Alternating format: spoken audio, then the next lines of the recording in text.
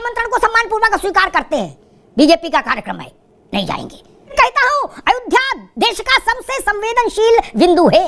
कन्याकुमारी असम से गुजरात तक मायावती इकलौती नेता है जिन्होंने बाबरी मस्जिद शब्द का इस्तेमाल करने का जोखिम लिया। आज फेफड़े बाहर आ जाएंगे, टांगे कांपने लगेंगी बाबरी मस्जिद के नाम लेने में। मायावती ने लिया पार्टी के शिखर नेतृत्व को काशीराम के दरवाजे खड़ा देख। सभी भाइयों को राम राम। दोस्तों स्वागत है द भारत डिबेट शो में। दोस्तों आज का ये डिबेट काफी शानदार होने वाला है, इसलिए आप लोग से अनुरोध है कि डिबेट को अंत तक देखिए। आज के इस डिबेट में अमिताभ अग्निहोत्री सर ने कांग्रेस और सपा के प्रवक्ता को अच्छी तरह से धोया है, क्योंकि आज के इस डिबेट में कांग्रेस के प्रवक्ता बोल रहे थे हमें राम जन्मभूमि का आमंत्रण तो मिला है पर हम नहीं चाहेंगे, वो बीजेपी का कार्यक्रम है। इस पे अमिताभ अग्निहोत्री सर ने किस तरह से इनको धोया है, सो आप लोग डिबेट को खुद से ही देखिए। चलिए शुरू करते हैं। अयोध्या पर एक टिप्पणी आई थी, मैं बिना मांगे सलाह देता हूं, इसकी आप आलोचना भी कर सकते हैं। सबसे बड़ी विपक्षी पार्टी को चिट्ठी लिखने वाले तो ठीक रखनी चाहिए। हम अयोध्या के आमंत्रण को सम्मानपूर्वक स्वीकार करते हैं, बीजेपी का कार्यक्रम है, नहीं जाएंगे। उससे पहले दिग्विजय सिंह कह रहे थे सोनिया जी बहुत पॉजिटिव हैं अयोध्या को लेके, बिल्कुल जाएंगे, क्यों नहीं जाएंगे, कोई बीजेपी का कार्यक्रम है। फिर अचानक से आपसे कई गुना ज्यादा समझदारी की चिट्ठी, छोटी सी चिट्ठी, उतनी लंबी भाषा नहीं लिखी अखिलेश यादव, छोटी सी चिट्ठी लिखी, लेकिन समझदारी की लिखी, जिसमें न्यूनतम नुकसान हो, विनम्रता भी झलके, आभार धन्यवाद, दर्शनार्थी बन के आएंगे, प्रभु के दर्शन करेंगे, बात खत्म हो गई। न दंभ न टकराव। तब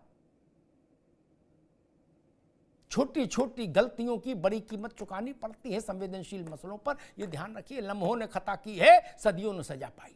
मेरी बात आज कड़वी लगेगी, चुनाव के परिणाम के दिन हम लोग बैठेंगे, यहां नहीं बैठेंगे, टेलीफोन पर बात करेंगे, तो आप ही लोग कहोगे भाई ठीक बात कह रहे थे आप, यहां भले ना बोल पाओ। मैं फिर कहता हूं, अयोध्या देश का सबसे संवेदनशील बिंदु है। सावधानी हटी, दुर्घटना घट जाएगी, जान लीजिए, लिख लीजिए मेरी बात। मैं आज से अयोध्या नहीं कवर कर रहा भाई साहब, 88, 89 से अयोध्या कवर कर रहा है एक पत्रकार के नाते। मैं उसके ताप को जानता हूं अयोध्या के। और मैंने कह दिया था कि भाजपा की ओर से क्या स्थितियां हैं, और आपने अजय राय जी को उतारा है, तो हिलाल भाई को बुरा लग गया, बोल भाई अजय राय जी कमजोर है क्या। अरे भाई मैं उनको भाजपा से भी बड़ा बता दे रहा हूं, काय को कमजोर बताऊंगा, रिजल्ट तो आएगा ना बाबू, पता लग जाएगा। अच्छा, फिर आपको चलो अखिलेश यादव वाली लाइन नहीं लेनी, तो मायावती वाली लाइन लेके देख ले, उतना डेयरिंग हो जाते।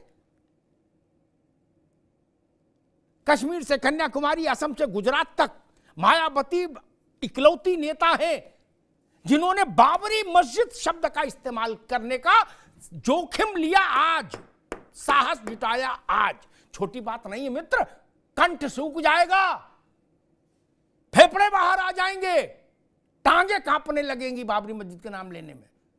मायावती ने लिया,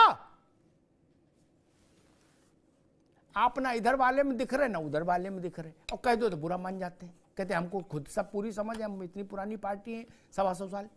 ठीक है भाई साहब। दूसरी एक चीज, अगर मान लीजिए मायावती जी ने फैसला क्यों लिया, इसको शब्दों में आप ना भी बांधे तो जनता भी समझ रही कि फैसला क्यों है और इस फैसले का असर क्या होगा, यह भी जनता को पता है, कोई माने या ना माने। हम तो डूबे हैं सनम, तुमको तो ले डूबेंगे, यह लिख लीजिए। परिणाम के दिन बात करेंगे। तो जो पार्टी आत्म बलिदान करने को तैयार हो जाए आपको घुटनों के बल लाने के लिए, तो फिर उससे क्या कर लेंगे आप। और यह थ्योरी बिल्कुल प्रैक्टिकल नहीं है कि मायावती जी के पास अब कुछ बचा नहीं। अगर कुछ बचा नहीं तो कल तक कांग्रेस की टॉप लीडरशिप मायावती जी की चिरौरी क्यों कर रही थी, अगर कुछ नहीं बचा। अगर वो पीस पार्टी की अयूब हो गई थी मायावती जी, तो सब लोग आरती क्यों उतार रहे थे, आरती उतार रहे थे ना। आज बता रहे हो कि मायावती जी कुछ नहीं बचा उनके पास, ये तर्क ठीक नहीं मित्र। अमिताभ तिवारी बेहतर समझेंगे, 13% वोट बहुत होता है जिताने के लिए, नहीं हराने के लिए। और उसमें मुसलमान जुड़ जाए तो जय श्री राम हो गया काम। गुड्डू जमाली फॉर्मूला कोई रॉकेट साइंस थोड़ी ना है, बहुत सरल है। अमरोहा में एक प्रतिष्ठित धनाढ्य मुस्लिम लड़ाना है आपको, संभल में वही लड़ाना है, कैराना में वैसे ही करना है, मुरादाबाद में वैसे ही करना है। क्या इंडिया गठबंधन उत्तर प्रदेश में 2 लाख 3 लाख से सीटें जीत रहा है? नहीं ना। अगर आप 3 लाख 4 लाख से सीटें जीत रहे होते, उतनी बंपर स्थिति में होती, तो मैं मानता कि Guddu Jamali type of politics कुछ नहीं कर पाएगी आपका। लेकिन जब आप खुद ही 25,000 की बढ़त लोगे कहीं, तो वहां तो कोई भी गुड्डू जमाली लटका देगा।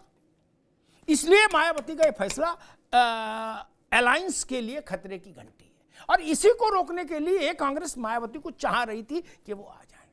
लेकिन हाँ, ये बात भी ठीक है जो अमिताभ तिवारी जी ने कही थी, मायावती को कांग्रेस जिस तरह से उत्तर प्रदेश के एक पार्टनर के तौर पर लेना चाह रही थी, वो संभव नहीं था मायावती के साथ।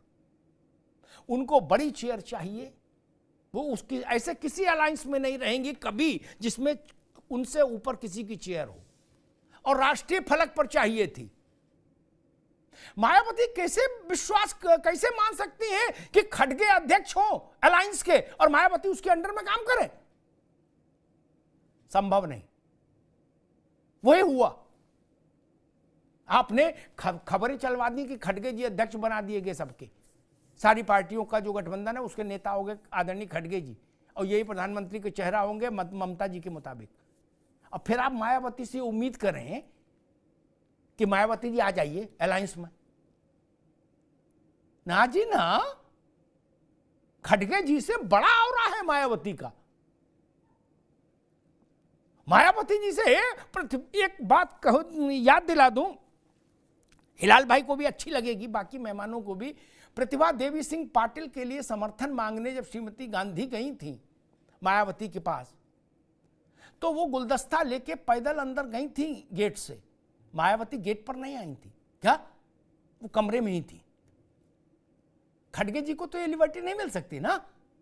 ये अंतर है खड़गे जी और मायावती में। हिलाल भाई,